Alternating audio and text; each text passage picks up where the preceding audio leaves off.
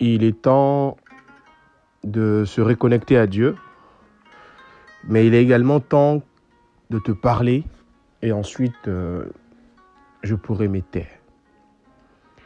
Sans doute ton cœur s'est-il ému comme le mien lorsqu'il a entendu les sermons nourris par l'exemple du prophète Muhammad sallallahu alayhi wa sallam et celui des compagnons intimement et spirituellement nourris par la force de s'aimer en Dieu. Eh bien oui, sans doute as-tu comme moi senti ton être vibrer à l'appel de cette fraternité et de cette solidarité qui devait être, je te dis bien, qui devait être les traits distinctifs de la communauté des musulmanes et des musulmans. Sans doute l'as-tu dit, sans doute l'as-tu répété, sans doute l'as-tu rêvé, silencieusement, sincèrement et profondément. Et puis, c'est un matin, comme on dit chez nous, bim, au cœur de ce même silence, de cette même sincérité, du tréfonds de ton être, tu as senti naître comme un malaise. Tant de discours, tant de promesses et d'idéalisme. Et au fond de ton être, la réalité d'un autre quotidien. Pas quelle négligence, pas quel oubli, pas quelle perversion enfin. La parole d'apaisement du Coran, le rappel si humain du prophète Muhammad sallallahu alayhi wa sallam, sont-ils devenus des instruments des jugements les plus définitifs, des rejets les plus cruels et la justification des condamnations si aveugles. Il t'arrive parfois d'avoir cette curieuse impression de faire partie d'une communauté qui s'est transformée en un immense tribunal des intimités et des faiblesses. Tu cherchais des sœurs, des frères, tu trouves des juges.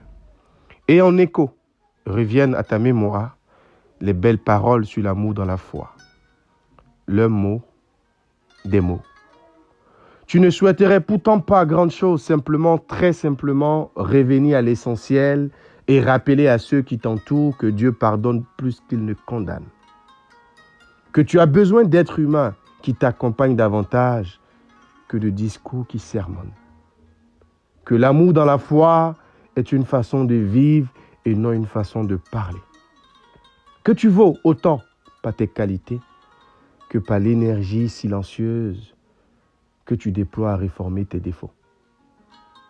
N'y a-t-il pas des matins où ton cœur triste et lassé aimerait dire tout cela, ma soeur et mon frère?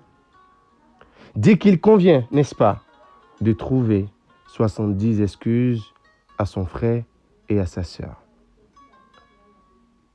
Dis et répétez de ta voix la plus douce: ô mes serviteurs qui avez commis des excès à votre propre détriment, ne désespérez pas de la miséricorde de Dieu. Dieu pardonne tous les péchés. Parce que c'est cela que tu veux vivre. Parce que c'est cela qui apaise ton cœur, loin des culpabilités. Le souvenir de Dieu, lumière, paix, clémence, c'est non. Au creuset de cette spiritualité, tu peux reprendre espoir.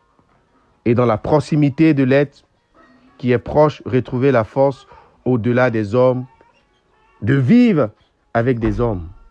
Peut-être, je dis bien peut-être, pourras-tu alors dans la solitude de ton cœur, sur le chemin que seul tu empruntes vers le Très-Haut, murmurer affectueusement à ton frère, à ta sœur, que parfois le meilleur moyen de te rappeler est de se taire.